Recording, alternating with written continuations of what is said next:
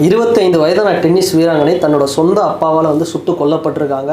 இதுக்கான ரீசன் என்ன அப்படின்னு போலீஸ் என்கொயரியில் கேட்டால், ஹரியானா மாநிலத்தில் குர்காவம் அப்படிங்கக்கூடிய ஒரு டிஸ்ட்ரிக்டில் குருகிராம் அப்படிங்கிற சிட்டியில் டென்னிஸ் கோச்சிங் சென்டர் இவங்க நடத்திட்டு வராங்க. ராதிகா யாதவ் அப்படிங்கிறவங்க இவங்க இந்த டென்னிஸ் கோச்சிங் நடத்துறது, அப்புறம் இன்ஸ்டாகிராமில் போடுற ரீல்ஸு, மியூசிக் வீடியோஸ் இதெல்லாம் பண்ணுறது அவங்க அப்பாவுக்கு ரொம்ப காலமாகவே பிடிக்கல. சரி, இதனால் ஒரு ஈகோ கிளாஷு, சண்டை அப்படிங்கிறது அடிக்கடி போயிட்டுருக்கோம். இது மட்டும் இல்லாமல் காலையில் என்ன பண்ணியிருக்காரு, சம்பவம் நடந்த அன்னைக்கு கிச்சன்லேயே இவங்க அப்பா 5 வாட்டி சுட்டிருக்காரு. அதில் 3 குண்டு அவங்களோட பின்னாடி முதுகில் பட்டு உயிர் இழந்திருக்கிறாங்க.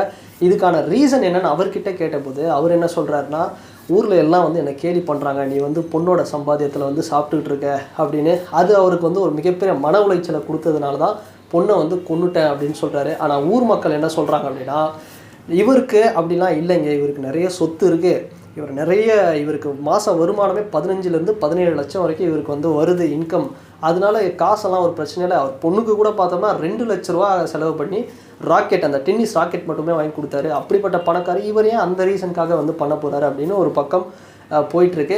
பட் என்ன இருந்தாலுமே போலீஸ் என்கொயரி அப்படிங்கிறது நடந்துட்டுருக்கு. வேறு ஏதாவது ஒரு ரீசனாக இருக்குமா, இல்லை வேறு ஏதாவது ஒரு லவ் மேட்டராக இருக்குமா, இந்த டென்னிஸ் அகாடமி பிரச்சனை மட்டும் இருக்காருங்க, வேறு ஏதாவது இருக்கும் அப்படின்னு ஒரு என்கொயரி போயிட்டுருக்கு.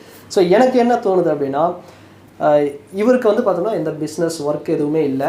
ஸோ இவருக்கு ஒரு பெரிய ஒரு இன்ஃபீரியாரிட்டி காம்ப்ளெக்ஸ் உருவாகி, இல்லை நம்ம இவ்வளோ பணம் இருந்தோம், ஸோ அவர்கிட்ட இருக்கிற பணம்லாம் பார்த்தோம்னா அவர் உழைச்சில்லை, அவருக்கு இருந்த சொத்து தான். அதனால் நம்ம ஒரு கையாளாதவனா ஆகிட்டோமே, ஊர் மக்கள் கிண்டல் பண்ணுறாங்களே, கேலி பண்ணுறாங்களே, அந்த ஒரு ஒரு கிண்டலை தாங்க முடியாமல் இவர் சுட்டிருக்கலாம். இந்த மாதிரி ஒரு மாதிரி மைண்ட் ஆகி அப்படி கூட இருக்கலாம் தான் எனக்கு தோணுது. ஸோ உங்களுக்கு இந்த சம்பவத்தில் என்ன கருத்து தோன்றுறது அப்படிங்கிறத மறக்காமல் இந்த கமெண்ட் செக்ஷனில் பதிவிடுங்க. அண்ட் வேறு ஒரு கண்டென்ட்டில் நான் உங்களை பார்க்குறேன். பாய்.